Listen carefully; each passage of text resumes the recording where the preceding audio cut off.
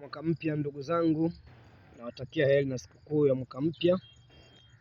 Hongereni sana kwa kuanza mwaka mpya. Leo ni tarehe 1 ya mwaka 2026. Ni siku nzuri ya kufurahia, lakini furaha iwe na kiasi na iwe na mazingatio.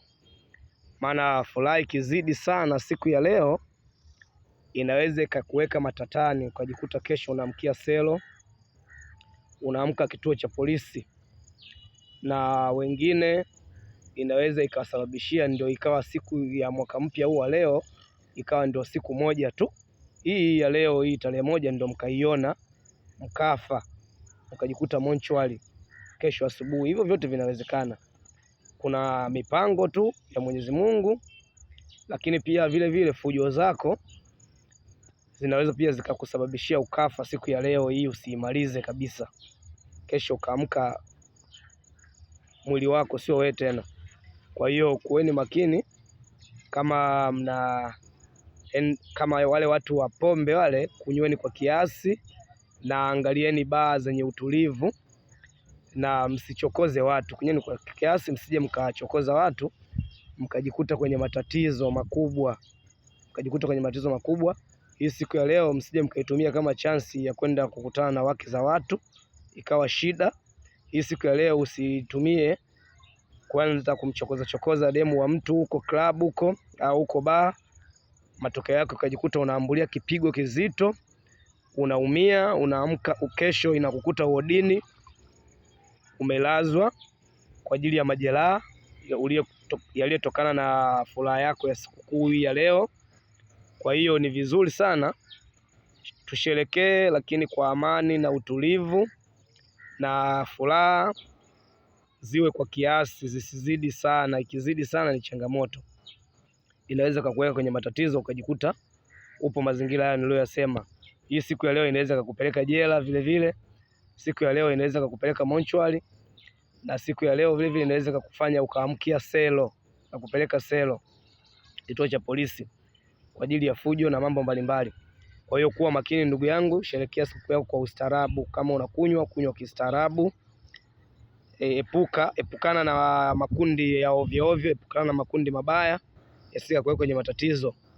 Lakini vile vile pia hii siku ya leo sio siku ya kusherekea peke yake, ni siku pia ya kutafakari mwaka uliopita 2025.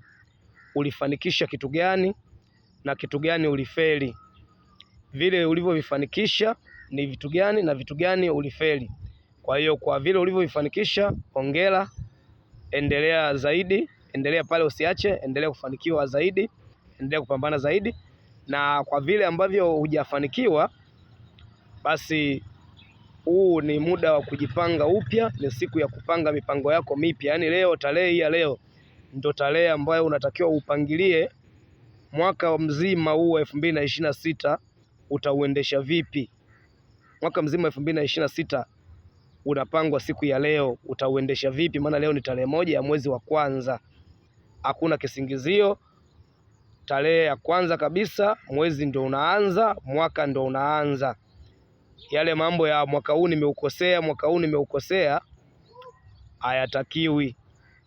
Hakuna mwaka huu kukosea. Hii tarehe 1, pangilia mipangilio yako vizuri, panga mipango yako, weka malengo yako vizuri, chunguza malengo yako, sehemu ya kurekebisha, fanya marekebisho, chunguza ndoto yako, isibakie ndoto tu, anza na mipango ili itoke kwenye ndoto iwe kwenye lengo.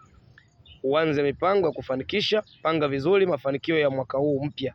Boresha mahusiano yako kama unayo, boresha familia yako kama unayo, na kama una pia unaweza ukaweka mipango mizuri ya kuwa na familia kama umri unaruhusu.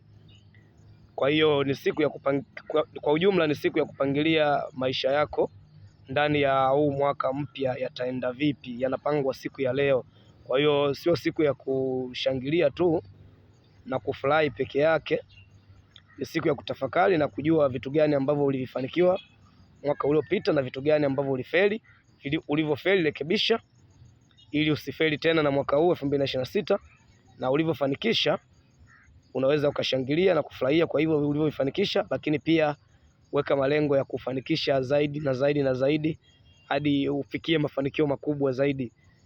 Itakuwa ni furaha yangu pia kukuona una mafanikio makubwa zaidi, ili hata uwe mfano wa wote, uwe mfano wa watu wote ambao wanahitaji mafanikio, kwa sababu wanasema mafanikio yakiwa kwa jirani yako unatakiwa ufurahi, kwa sababu inaonyesha kuwa yapo karibu sana na wewe na usiwe na chuki.